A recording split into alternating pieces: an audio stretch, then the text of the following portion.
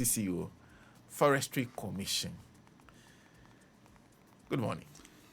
Good morning, my brother. It's been a while. It's been so long. In fact, one would say it's been more than a while, and I must admit that for some time I have been too far away from Radio Gold.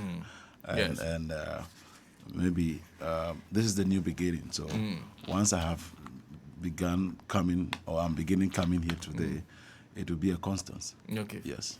We hope so. Yes. We hope so. How's government treating you? Governance is a continuum.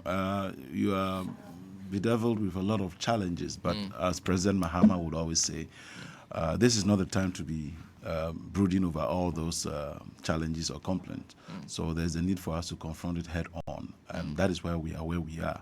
So I trust that this regime is the best decision Ghana ever made, and therefore every appointee is very hungry for success and to ensure that things are done right for the collective good of every citizen. The best decision decision Ghana ever made in a very long time. And I mean, comb the whole continent. I am not aware yet of any country where a certain president has been deposed or been rejected, only for him to be recalled after 8 years. And it therefore brings to mind the profound statement by Archbishop Duncan William that your comeback will be greater than your setback. So indeed, you can tell that President Mahama's comeback is now greater than his setback. This is a man who is not up to rhetorics, up to just looking for mantra to appease his ego, but rather he means every word he says. He promised Ghanaians he was going to work with 60 ministers. So far, he has achieved what I would say, without any verification, more than 25% of the promises he's made. And he's done that even with 56 ministers. And say in local parlance, somebody would say 56 in Pony. So imagine if he has gotten the 60 from the word go. He would have actually even achieved 50 by now. But it's a long haul, 3 years ahead of him to do all of that. And I'm very convinced that His Excellency John Dramani Mahama is making the right choices. He has made sure the nuisance taxes, such as the e-levy, the COVID-19 levy, the betting tax, etc., were removed. And Sana, I would like to talk about this myself before you ask a question on it, about the 1 cedi levy that was introduced. It is instructive to remind ourselves and Ghanaians that before President Mahama left office, if you look at the records of the performance of ECG from 2013, the ECG's debt started dwindling from 2013 to the extent that even in 2016, the ECG actually declared profit. That tells you the caliber of leader we had, and that is in President Mahama.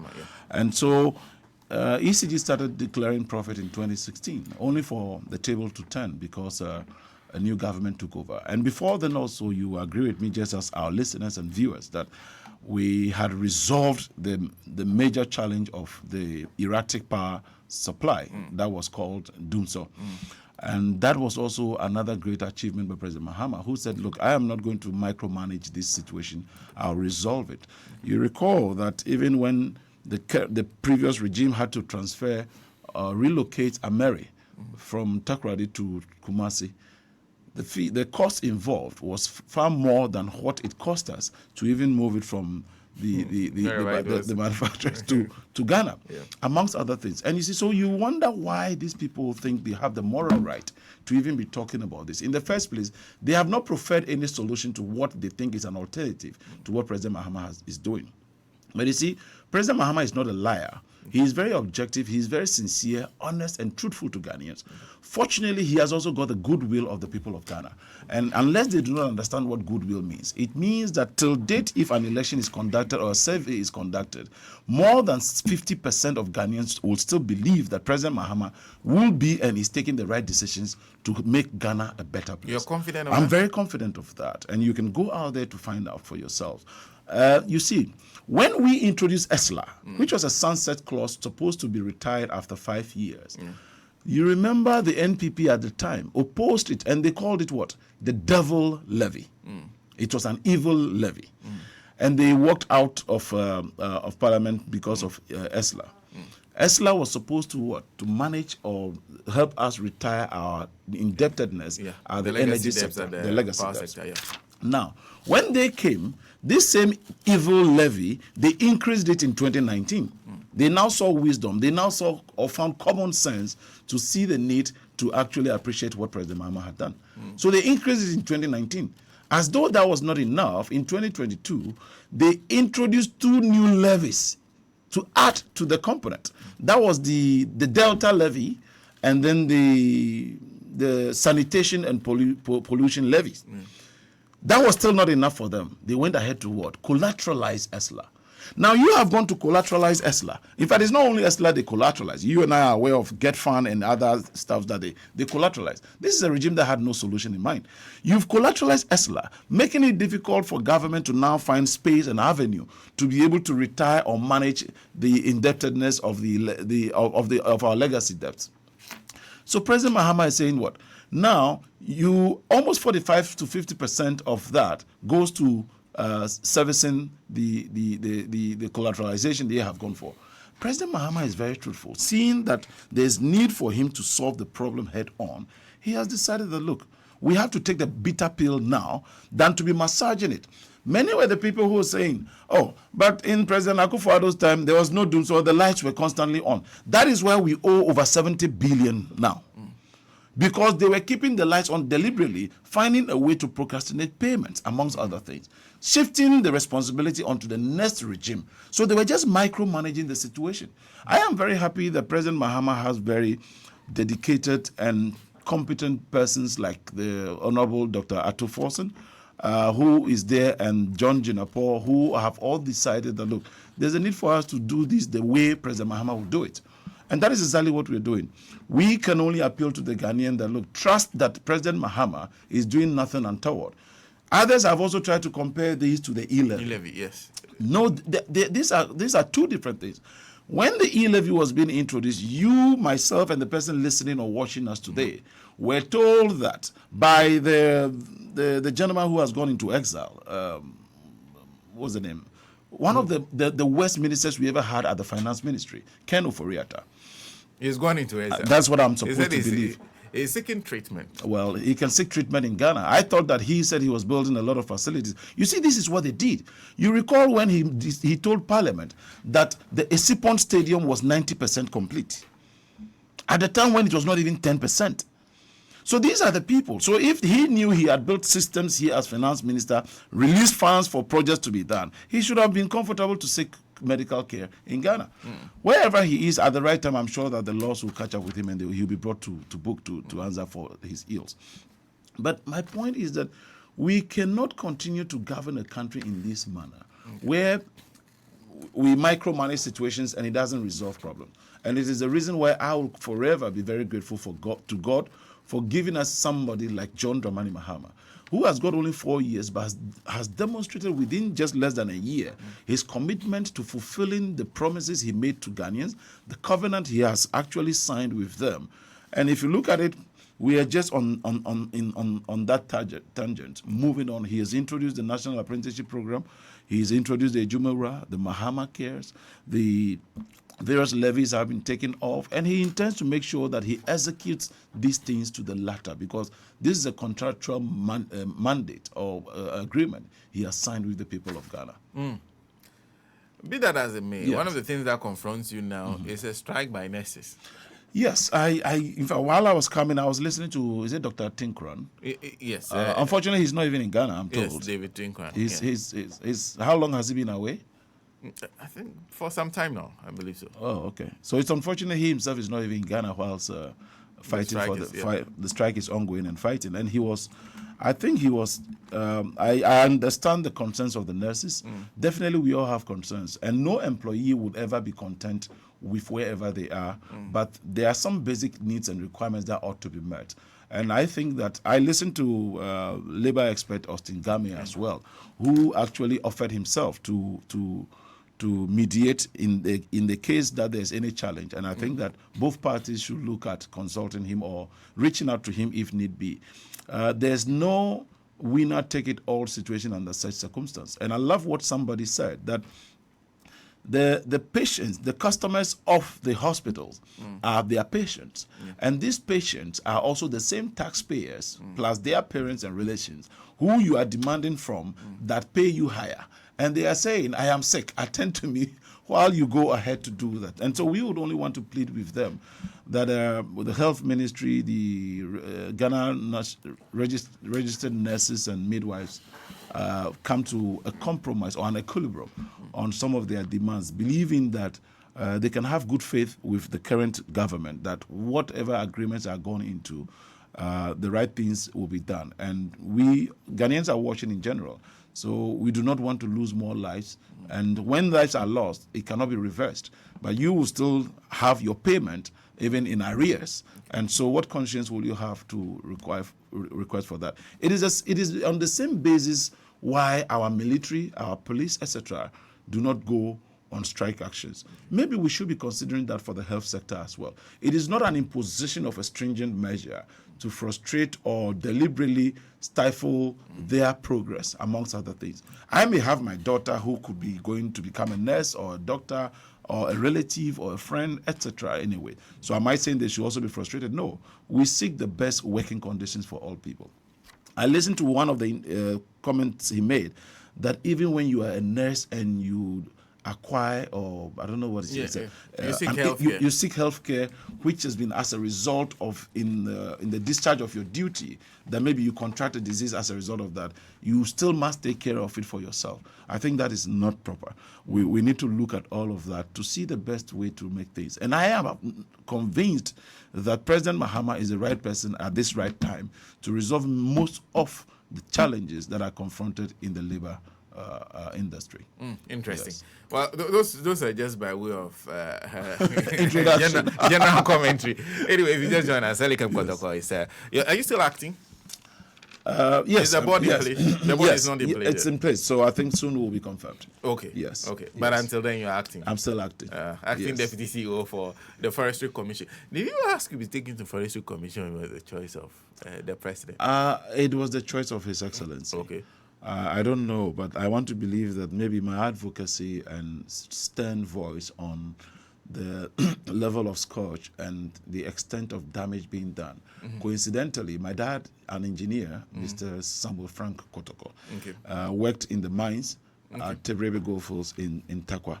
So I have lived in the mine field for at least 3 to 4 years myself, then to Elubo and Takoradi. So I have a fair idea also of some of these things. So whether providence, divine, or coincidence, it all worked, and I am happy. The truth, however, also is wherever you were put, you ought to be just capable to assimilate, learn from the people, and be able to advance in terms of what the goals of His Excellency, the President, is. And it is by this reason I want to again thank His Excellency for the honor done me, and also the privilege of having a minister who understands the challenges, Honorable Emmanuel Amakofi-Boa, who understands that in his own constituency there is this challenge. In his region is one of the most affected when we talk about the forest, the depletion of the vegetation, the galamsey, amongst other things. And so, yes, I am so glad for this opportunity, and I seek to continue to learn and also unlearn to learn. But that would be it will be difficult work. It is not. It's not that it will be a difficult work. It is indeed a very difficult work. I mean, you are confronted with challenges of having people you either know or have heard of in one way or the other, or may have had some relation with in the other sense, be involved, and you would have to take the very tough decision to do the things you did. I am very proud that I recall when we had to go to Summerboy with the National Security and the Police Service. And I want to again thank Honorable Dr. Edward Omani Boama, the Defense Minister, the IGP, Mr. Yohonu, and the National Security Coordinator for the collaborative effort that they have actually demonstrated so far. Because, mind you, the Forestry Commission is not a weaponized institution. when you look at our neighboring countries, in the Francophone countries, 99% of the people who work in the Forestry Commission are detachment or deployment from the military. And therefore, you can confirm that they are actually a weaponized institution. But we are not. We are normal civilians who are taken to go and fight and combat people who are very wielding sophisticated weapons. So our rangers and our guards come into contact with serious or grave danger. And there's the need for us to collaborate with the security agencies in order to combat this. The greatest challenge is that if we are unable to resolve this matter head on or nip it in the bud, then it means that Ghana is providing a fertile ground for even the extremists who will find it very suitable and profitable to maneuver and get into our forests, build camp there, extract our minerals, and use that to fund their extremist activities. And that will not speak well for our country, Ghana. Mind you, there are other foreign nationals apart from the Chinese, etc., that we know, who are also coming in through our borders from our neighboring countries. And there's a need for us to stamp our authority, or else there's looming danger. But you see, Senator, it is so sad. If you've listened to the NDC government in the past few days or weeks, you will notice that there's been a change in the narrative. We decided not to brood over the past mess that was committed. But again, sometimes you are compelled to do so. You recall how President Nana Addo Dankwa Akufo-Addo at the time was very boisterous and vociferous, trying to make Ghanaians believe that he was determined to fight Galamsey, and he was prepared to put his presidency on the line, which was just a usual political rhetoric. We all saw it. I don't need to be the one to convince anybody listening today. What's the evidence that you've seen that has convinced you that? Because now you are in a forestry commission. Yeah, because the extent of... I mean, look, we all know that the damage was done from 2017 to 2024. The extent of involvement of people in government and how they didn't care what we said, they didn't care what you do, they were just doing all manner of things. Get into the forest, etc. You will hear the popular names of people who were in government on the activities they embarked on. They didn't care. It was just a thriving enterprise, and they didn't care what happened. And so you recall also a sister station did a documentary on the 16th, was it 12th or 4th of February 2016, that showed how clean our water bodies were until they took over, and suddenly it turned yellowish, brownish, coffeeish, I don't know which color. And it is so sad that apart from maybe the southern belts, the Volta region, etc., even when you can see clean water, you are not sure if it is really clean and free of the heavy metals that can find its way into them. And so, on that note, I believe that Ghana Water Company and maybe Forestry Commission may also need to put a paper to Parliament moving forward in the future. We have been protecting the waters. And you see now it has become clear that when there are compromises or some challenges at forestry, it affects our water too.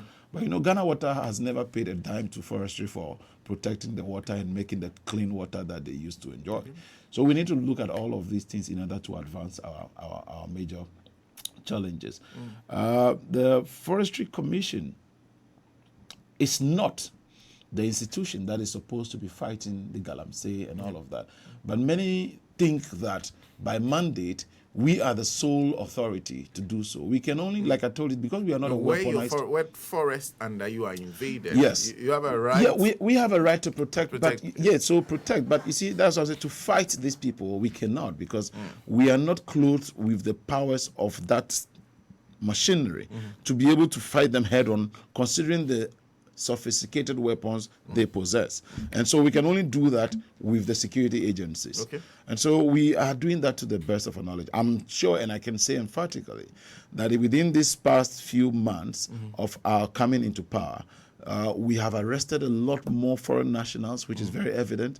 We've arrested more, we've seized more excavators, which is also more evident. I am looking forward to see the next level where legislation and prosecutions all are in tandem with the ultimate goal of the president to make sure that it doesn't become an attractive enterprise for many.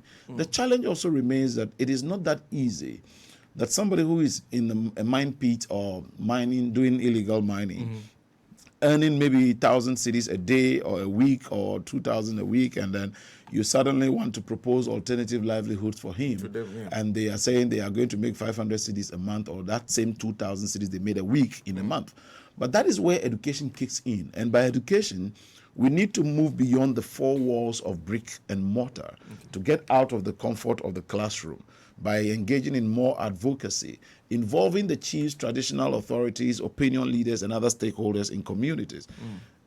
Plays a major role. And if they have a buy-in, that alone makes the problem half solved, because they are the custodians and largely superintend over land in their jurisdictions. So traditional councils. And that is why, for instance, I can say here that instead of the so-called one district, one factory they were introducing at the time, if they had rather talked of one traditional council, one factory, the authorities there would have owned that program, knowing that it is in recognition of the traditional authorities and the councils to make sure that they hold these things well. But that is another discussion for another day.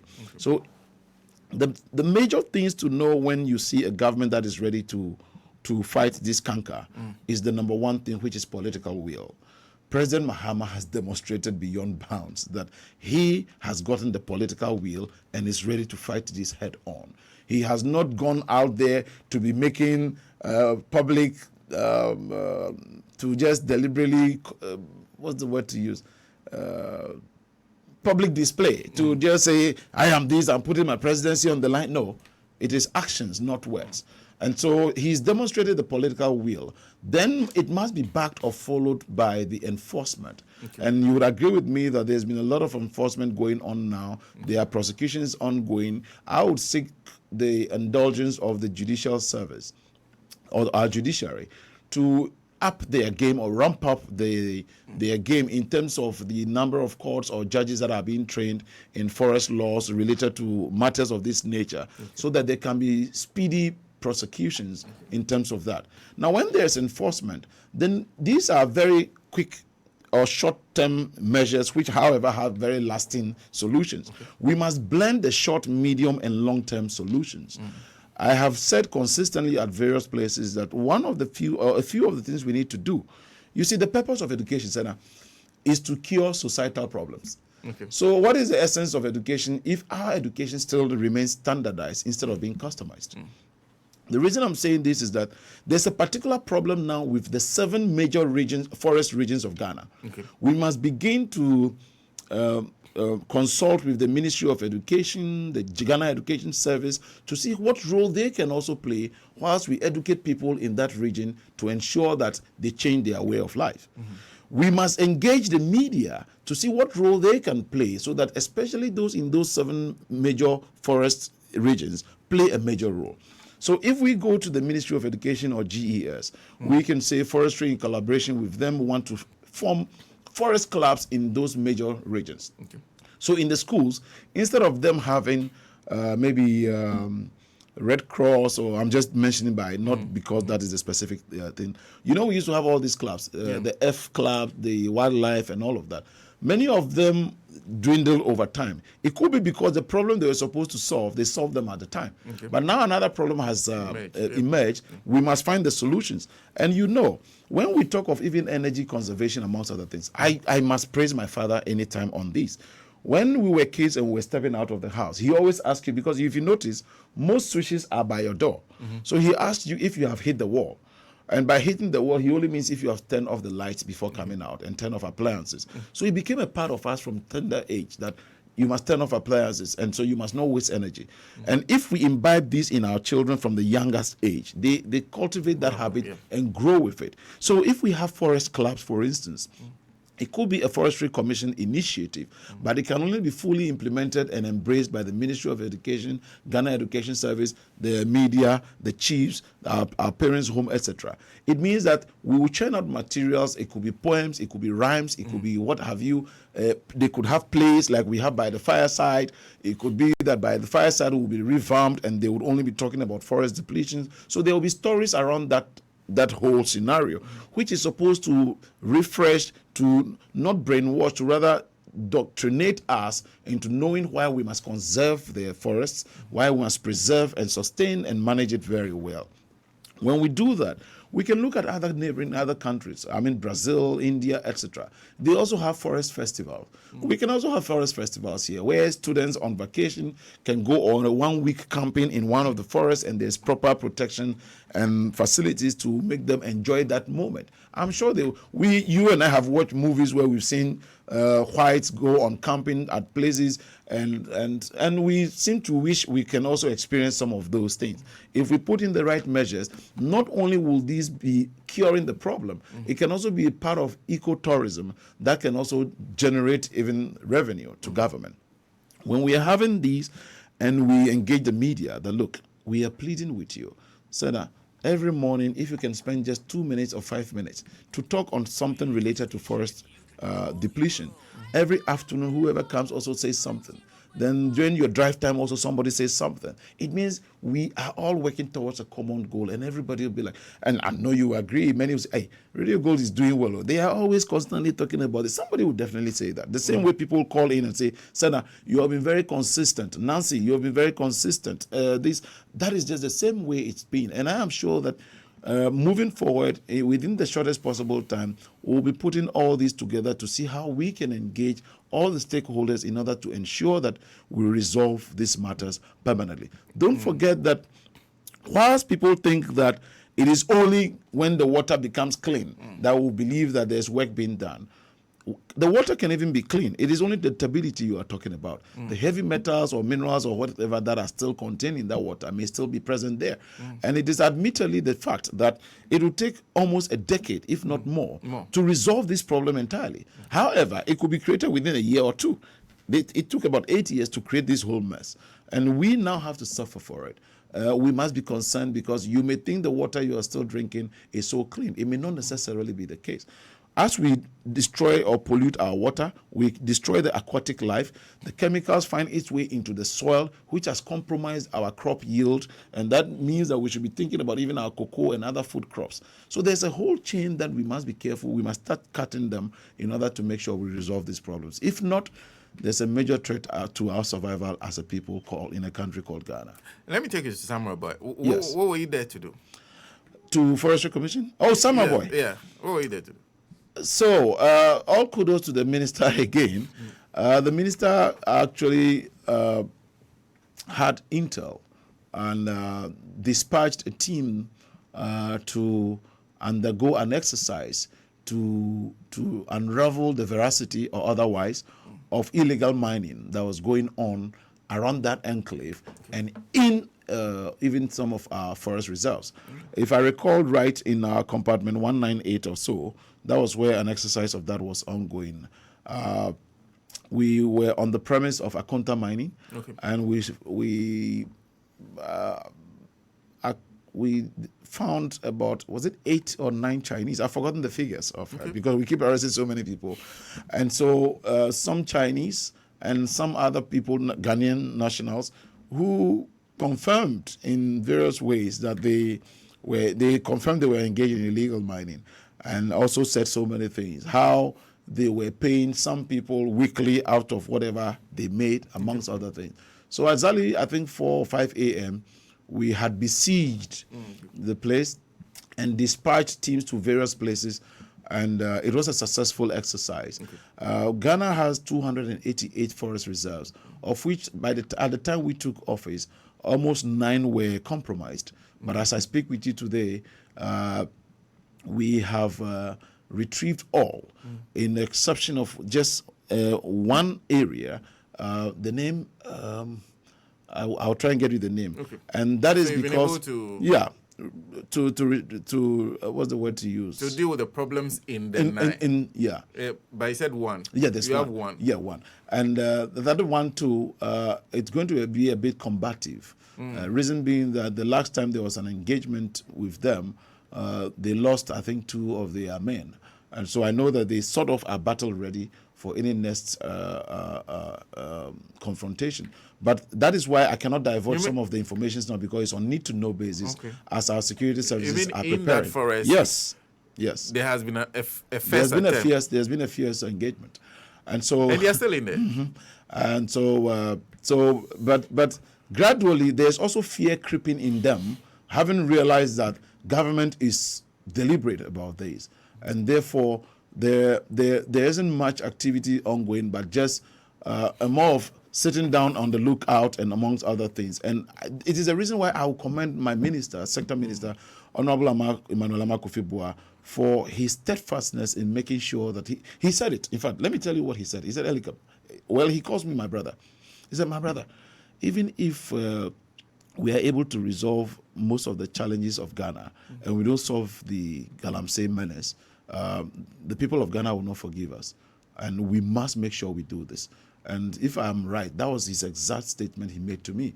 And that was even he reiterated that 2 weeks ago when I was with him. So this is somebody who is committed to making sure that the challenges are confronted, the problem is resolved once and for all. And it is in the spirit of what the leader stands for, President Mahama. And so you cannot do otherwise, and everybody feels the need to do exactly what the president has instructed that we do. Mm-hmm. Yes. In some cases, you've lost hectares of forest cover to Galamsey. Yes. And so you see, it also now comes again with a lot of reclamation, which comes at a cost.